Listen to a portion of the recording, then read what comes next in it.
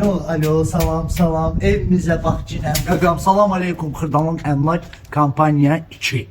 20.223 manata 1 manat bahasına.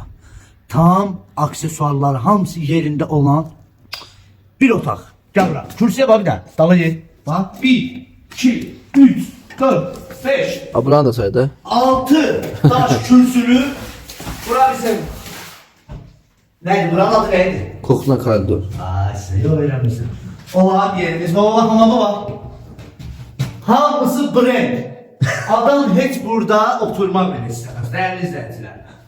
Buna bizim möhtəşəm zalımız, az tayinatlı yeni ailem kuranlar. Pulu az olanlar. Alıp kirayə verənlər. Alıp kirayə verənlərsiniz. Yəni Xırdalın əmlak şəxsən sizi fikirləşir. Birbaşa əlaqə nömrəsi var.